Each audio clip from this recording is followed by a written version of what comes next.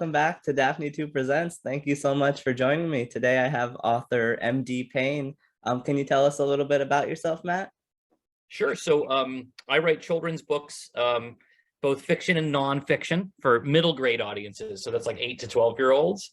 And I've contributed to the New York Times best-selling Who Was series, including the What is the Story of Scooby-Doo title. And that's what got me in touch with you. I was like, how obscure of Scooby media can I find people from? And I'm like, you know what? This guy seems really cool. I'm gonna hit him up.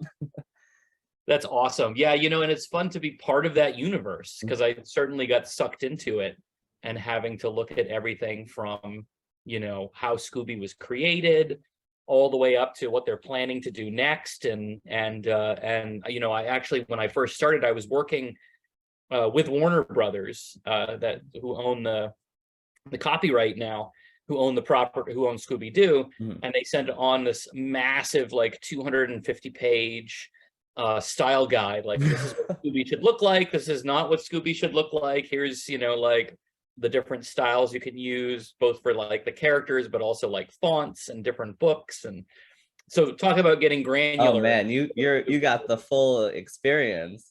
So are you a Scooby-Doo fan? It's funny, Scooby-Doo was always part of my life, though I was more into, sort of space opera type stuff when I was a kid, right? Like Star Trek, Star Wars, and all the spin-offs of Star Trek. But I knew Scooby, and it's funny how, like, the theme song would pop into my head as an adult, oftentimes without any rhyme or reason, right? It was such an ingrained part of my childhood. It's just in you, yeah. It's just in me, yeah. So do you have a favorite Scooby-Doo movie or episode?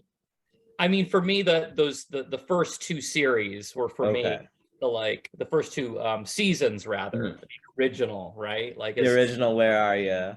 Yeah, like that's where the magic happens for me, and like all the kind of like pop culture references that have come with it. Like, yeah, I would have gotten away with it too if it were for you meddling kids, and like Velma dropping her glasses and she can't see, and like everybody's role. And I actually, one of the episodes that I researched very deeply for the book was the very first episode, just because of like the sort of seminal moment that was. And I would have loved to be around to like be in front of a TV when that first A Night for a Night came out, and nobody knew who Scooby was. Like, nobody knew anything about it.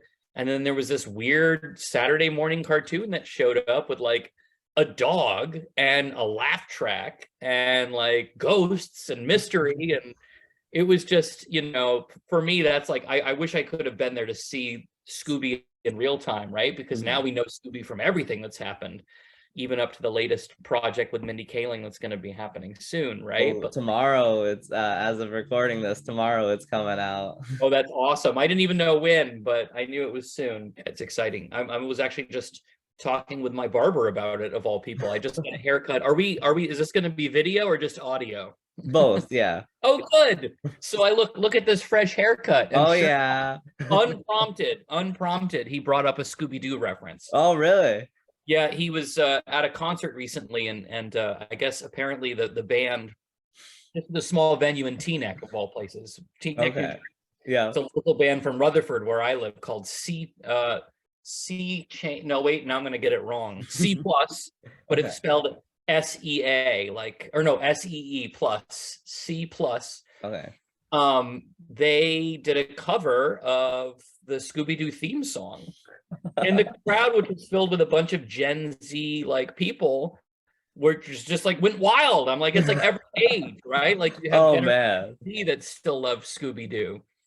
That's the thing about Scooby, is you can't avoid the references. No matter where you go, what you watch, it's everywhere. It's that theme, right? Like, just sticks in your head.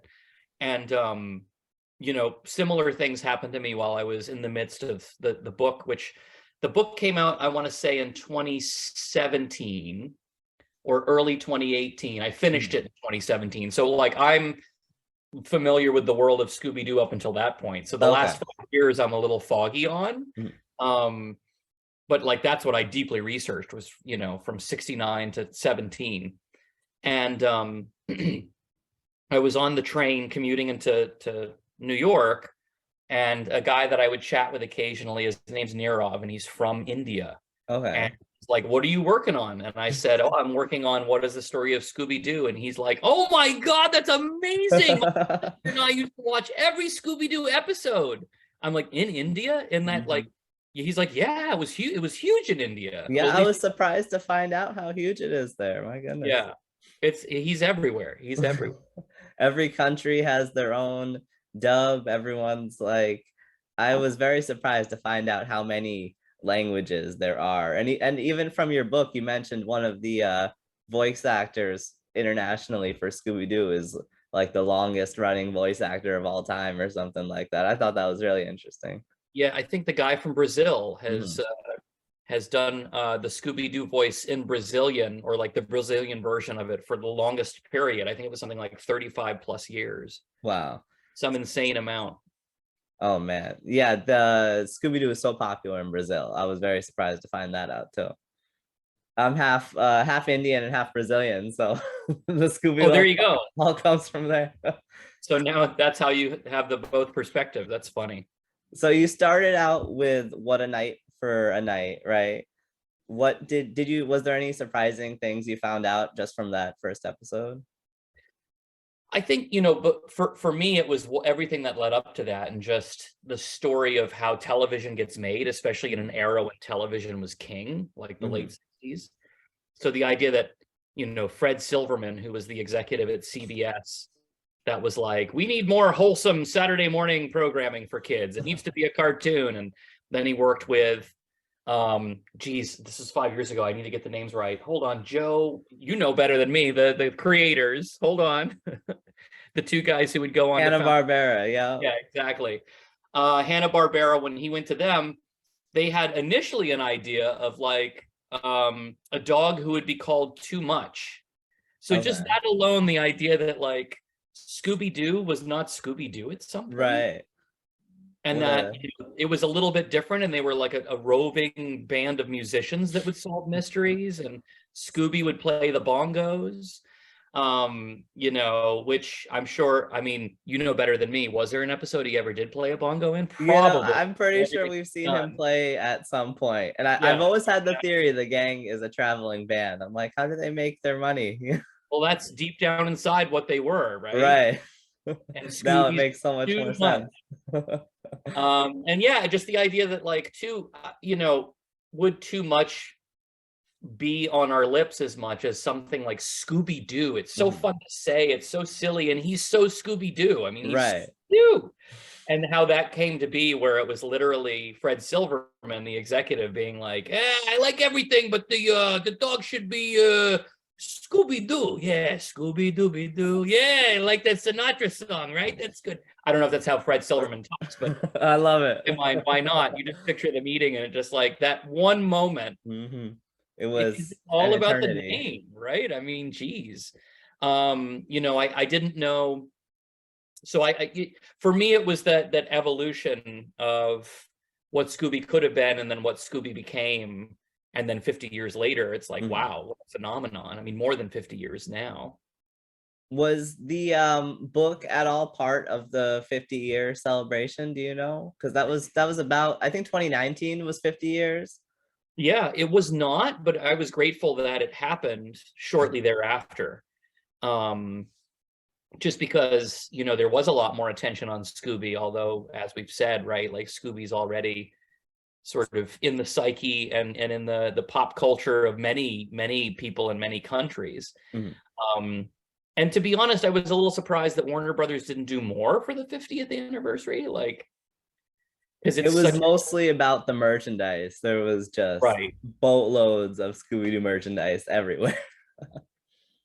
So, and yeah, I was glad to be part of that out there in the world. We had a nice enough relationship with Warner Brothers that when we asked them to put something out on the official Scooby-Doo Facebook page, they did. So when the book was released, they put something special up on the main Scooby-Doo Facebook page. And it was like 99% like, this is great, I can't wait to get it. And then there was like that 1% group that was like, why does his head look like that? That's what Scooby's supposed to look like. This is terrible. Actually, let me grab, for those who don't know the cover, let me grab the cover real quick. Because the Who Was series is known for its little bobbleheads, right? Oh, yeah. Like so there's R.L. Stine from Goosebumps, there's Duke Ellington, there's Captain Kirk. He was the other pop culture icon that I wrote about, and there's Scooby. Yeah. And what's so exciting is my name's on the gravestone, which I is love such it. a honor, right? It took me forever to realize. I'm like, where is the author's name on this? I'm like, wait, he's dead. It's right there. So like there was a small contingent of people who were like, I'll never buy that book because that's not what Scooby's supposed to look like. And I'm like, oh, sorry. didn't know. Little do they know the illustrations inside are so beautiful and unique. Like, what is, I gotta ask, is every drawing in there original for the book? It is all original for the book. Yes. Wow. And what's funny is the like best Scooby art I've ever seen, to be honest. Awesome. Yeah, I actually, so I had a little bit of say in the art. Well, not say in it so much as if they needed to fact check something that would become art. So I got a call from my editor that was like, where was Silverman's office? Was he in New York or was he in LA? And I'm like, oh, looking through my notes, right? And I'm like, oh God, he had offices in both locations, but I think he worked primarily out of LA. And like that kind of, I'm like, why are you asking? She's like, because when we talk about him, you know, coming up with the name Scooby-Doo, we want to like show the CBS offices, you know, so that kind of granular research was going on. It was cool, like pictures of Scooby-Doo stuff you never thought you would see. Definitely like the monster truck and the race car. That was so much fun to see in there. How do you decide what's important to include in these historical books targeted at children? It's hard because, you know, nonfiction in general, you're doing so much research. When you're doing nonfiction for children, you're doing just as much research and then squeezing it down even more because of your audience. And so there is a lot of like, what is interesting, right? Like, I have a very limited amount of space to tell the Scooby-Doo story to people who have, frankly, a very limited attention span. And the Who Was series is known for being able to like captivate its readers. So, I mean, it was just like refinement after refinement after refinement. And I think a lot of it was just less of like, I want to be able to get some of the technical jargon in there because obviously Scooby-Doo, you know, outside of the canon of Scooby-Doo, which is a little easier to write about. Like, let me tell the story of Scooby-Doo and everything he's gone through from when he premiered in 1969 all the way till today. It was more of like what was happening in the real world around that I wanted to structure around it, you know, in a way that was interesting for young readers. And which is why, you know, cool kind of lore-like stories like Silverman coming up with the name is so much more interesting than like, you know, a lot of raw statistics on animation. And we went into it a little bit about like what animation was like then and what it's like now and the difference between hand drawing every cell. And so, but that's, you know, kind of interesting too. So it was just having written only fiction before Scooby-Doo. Really? Yeah, so I had written 6 books for Penguin from a series called Monster Juice that I created. So it was all kind of like Goosebumps, gross out, kind of like crazy, you know, kids saving the day. Are you still doing Monster Juice? So Monster Juice is done, but I'm working now on another children's horror fiction. Working title right now is Get Pumped, and it's about controlling pumpkins that try to take over a town. So like, that sounds very Scooby-Doo. Exactly. Instead of the mask, you take off the pumpkin. So, you know, nonfiction is such a different beast. And to this day, I will never forget, I turned in my second draft from the balcony of the hotel I was staying at in Disney World. The first time that I brought my first child, Molly, with my parents. They were like, when she turns 5, we're going to take her to Disney. I'm like, that's awesome. Little did I know I'd have a crash deadline of Scooby-Doo. And I had turned in my original draft and had a whole bunch of notes where it was like, we want to know more about X, Y, and Z. And so even though I had done my research, I had to do even more research. Of course. And there were things that Warner Brothers didn't even know. Oh, wow. So I'm listening to like podcasts that are like, talk about the obscure, right? Like, Joe Barbera and I'm forgetting the names, which is William terrible. Hanna. Thank you, William Hanna and Joe Barbera, and talking about the original days of Scooby-Doo and their memories of it, and like stuff that the people who own the copyright don't really know about. They just know that they own this property now. They don't know all the dirty deeds behind it. Yeah. And what's true and what's not. I mean, Right. this is kind of veering a little bit, but when I wrote the Duke Ellington, like who was Duke Ellington? Ellington was so good at presenting a persona that was actually not reality, to the point where he had married one woman and then kind of like shipped her off to Washington, D.C., took the kid they had together, but then a series of mistresses he was with helped take care of his child. But of course, that wasn't becoming of someone who's trying to be in high society. So at the time, like when the Times was asking about all these women he was with, I was like, well, that's my second wife and that's my third wife. And like, but he never legally married them. But someone like the New York Times has it on record that Duke Ellington, this is his third wife or whatever. And like, so A, how bizarre that stuff gets like dredged up, but B, kids don't care anyway. You know what I mean? Like that's the kind of thing where I'm like going deep into the weeds on Duke Ellington, and I'm like, oh God, gotta pull back a second. Gotta pull back. Hold on a minute. Not relevant for the audience. And then she helped take care of his child. Just very simple language. Right. So you mentioned you listened to some podcasts as research. I think that's really interesting. Do you remember which ones you listened to? There's a lot of iconic Scooby-Doo podcasts out there.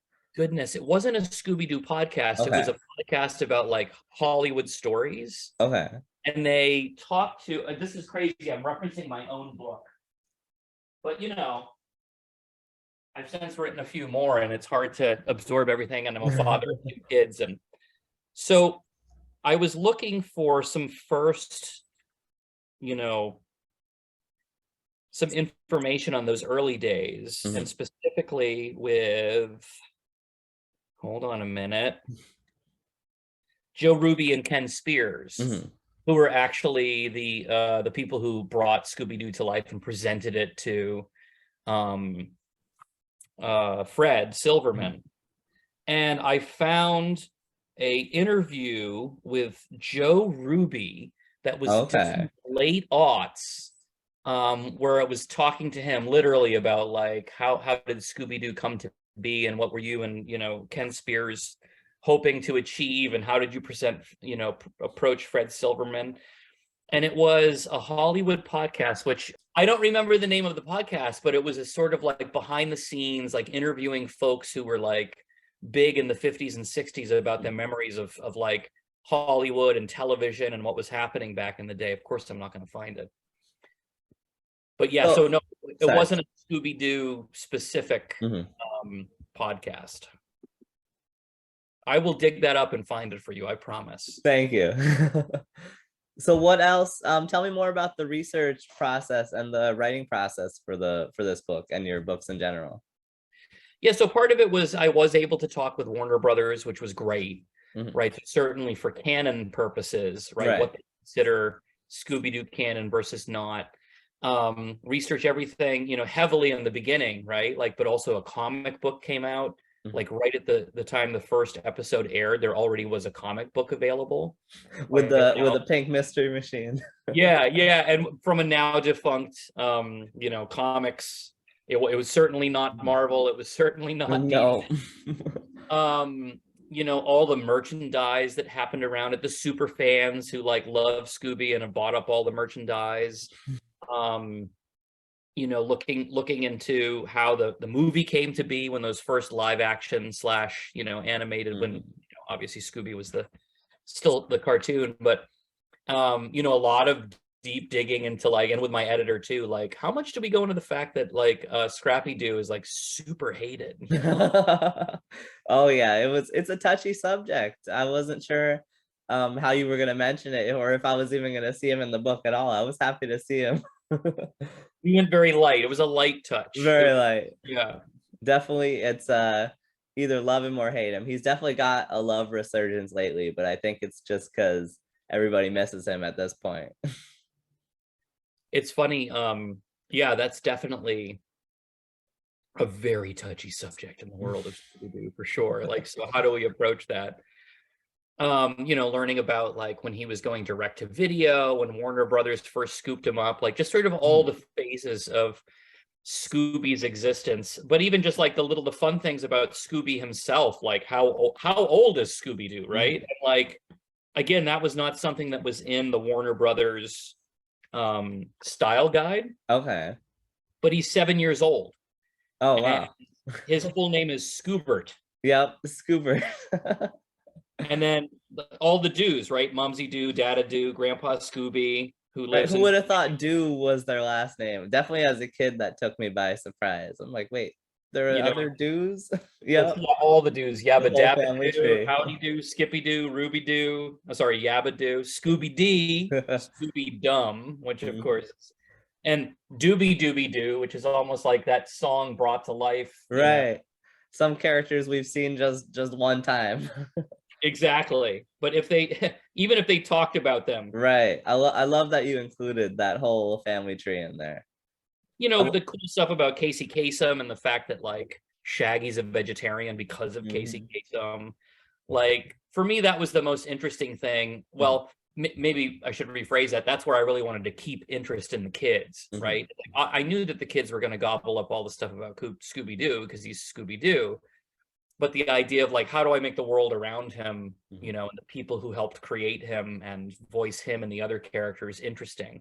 So finding fun stories like that and digging deeper, and even just the sort of like, he's like cooking up a veggie burger in the movie, right? They were still kind of like keeping real to his vegetarianism, which I hear has kind of fallen off recently, mainly because a little bit, yeah, passed away. But I honestly felt like it was a little bit disrespectful for them to change him from being vegetarian right when Casey Kasem passed away.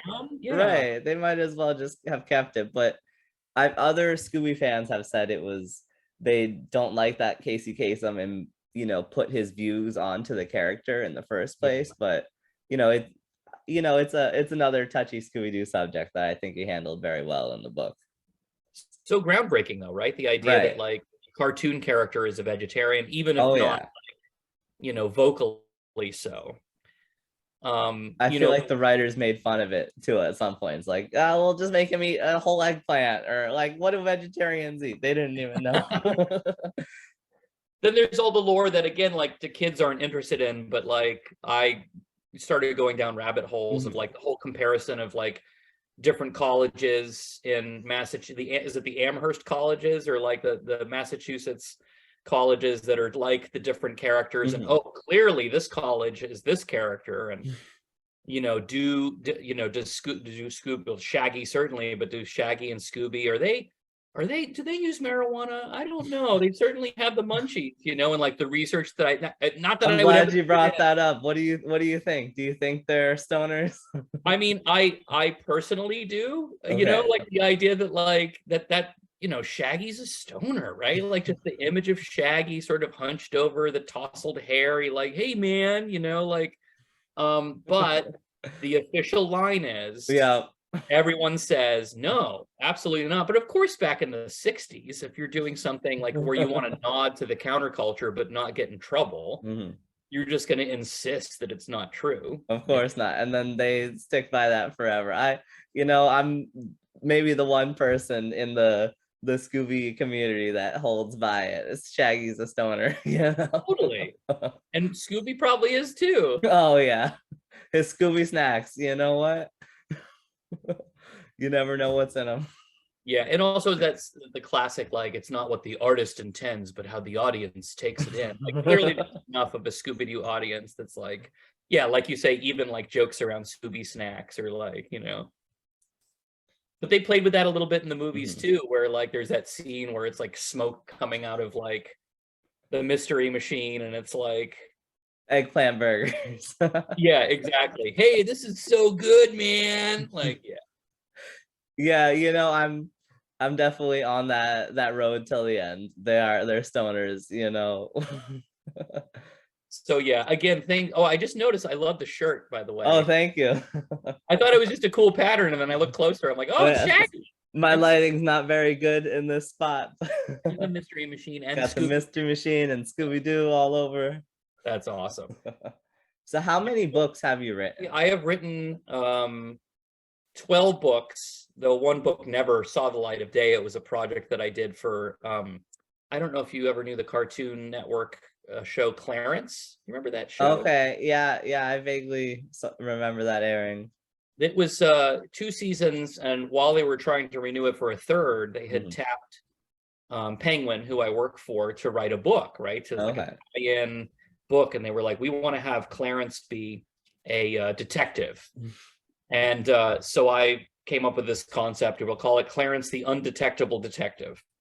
And it was really silly and really fun. And I was 2 drafts in, and then my editor was like, let me preface this by saying we're going to pay you. However, the book, well, they canceled season 3, so the Cartoon Network doesn't want to put the book out. And I'm like, oh, okay. Oh, that's a shocker. I know there's some Clarence fans out there that'll be sad to hear that there was an unreleased book. Oh man.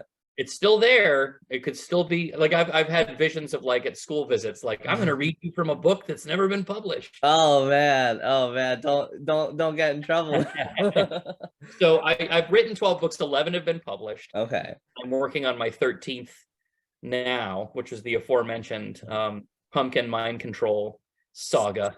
Is that through Penguin as well? Also through Penguin, yeah, all through Penguin Workshop, which is the same company that publishes the Who Was series. So I got sucked into them with Monster Juice after doing some work in Scholastic, where I was like doing creative copy for the Goosebumps series. Oh yeah. And like a website and like a whole bunch of just like I want to ask you about that website a little bit. You know, it's such an obscure like piece of media. You know, you can't access it anymore, obviously. Like all the enterhorrorland.com. Yeah. Right. What was it called? Enter Horrorland. I remember that I remember that from my childhood. Like, what was that, 2008 or something like that? It was, wait, let me think straight here. It was, 2007 into 8. Yep. So it must have launched in 8. Yeah, I remember that. It's like you know, it brought back some memories when I saw you worked on that. I'm like, how did you come into like a unique, you know, different type of media project like that? How do you tackle writing for something like that? I mean, it's kind of bizarre, right? Like not as bizarre as when I had to write like copy that was going to go on a like Taco Bell like toy that was going to kids, which was like write your own book with Slappy the Dummy. Like that was okay. How am I going to use this space to create something funny? The website, I was tasked with writing all of the like intros to each of the levels and all of the instructions. Okay. If you're tossing like vampire fang darts at you know, balloons, how are you, you know, doing that? And then there's like a barista, and I don't know if you remember the guy who would tell you jokes when you would like pause at the like cafe. Okay. Yeah, I vaguely remember that. You know, as much fun as I could have with this very small space and copy that like, you know, both had to be instructional, right? Because kids needed to know how to play the games or like go to where's next. But then also be fun and kind of evocative of the Goosebumps series. So yeah, a very different experience, but it kind of kicked me off to where I am now, right? Because then that's how I moved over to Penguin when the gentleman I worked with on that website became publisher of Grosset and Dunlap at Penguin and now Penguin Workshop. He's like, yeah, well, have you ever wanted to write your own stuff? You send me some ideas. I'm like, yeah, let's do it. Oh man, so that's how you got into Monster Juice then? Exactly. When I just thought, like, how funny would it be if you were in a retirement home with monsters that were so old you couldn't even tell they were monsters, right? Like the vampires' dentures would fall out, the werewolves were like muddled fur and like peeing on the furniture. So what is your favorite book that you've written?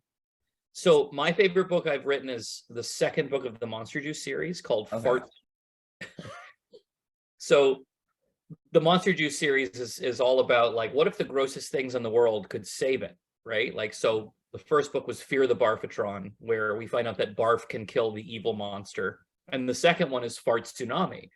And it's my favorite for 2 reasons. One is because I find farts so much funnier than barf. I mean, to me, barf is actually like, gross. And like the humor of barf is not I don't really, whereas burps, I think, are just, it's a universal language, right? Like, it's so funny. And so being able to think of how to save the world with a burp, I mean, with a fart. Sorry, I'm off track. That's Farts, very middle farts and school. burps are very fun. Yeah, It fits totally. that perfectly. Right up their alley. So, I mean, I also like burps as well, but what I meant to say is farts are just universally funny.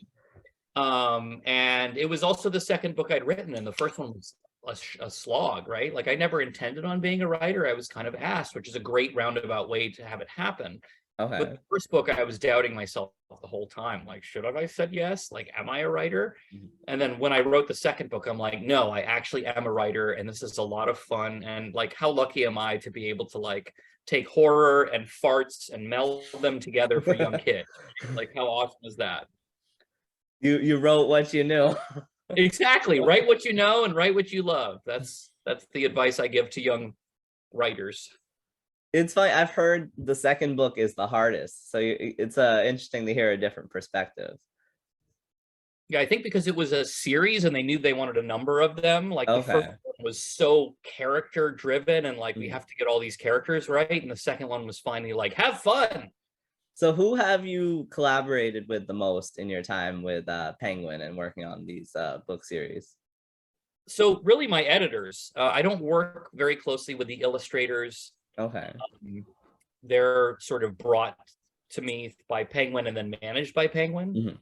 In fact, I don't have a say. I'm not looking at art and saying that looks good, especially for like a series like Who Was, which is a known series and has a huge cadre of illustrators that they work with. They just paired me up with, let's see, the gentleman that worked on the Scooby-Doo book was Andrew Thompson. Oh, his art is phenomenal. Okay. It's great, yeah, but I never met him and never talked to him. Okay. Oh, you never even talked to him. Okay. No, I did talk to some of the illustrators of Monster Juice. Okay. Amanda Dockery was the first, and then a guy named Keith Zhu took over. And I did chat with him a few times, just, about the cover, but also he and I had some ideas for maybe we should like do our own thing. We had dinner in the city once and we're just trying to figure it out. But really, it's collaborating with the editors that for me is really helpful, especially for something like What is the Story of Scooby-Doo, where you're just really trying to nail that formula of how are we getting all the facts in there but keeping kids interested. So very interesting. I had no idea you didn't work with the illustrators really at all. So interesting to learn.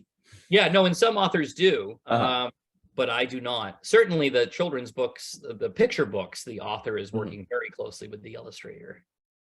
You're in more of the chapter genre. Yeah, which is just line art, a little more in the Who Was books, and just a teeny tiny, like, farting little fish as chapter headers and Fart Tsunami, right? Like just little like angry looking fish that are passing gas, very simple stuff. Did you influence the character design at all?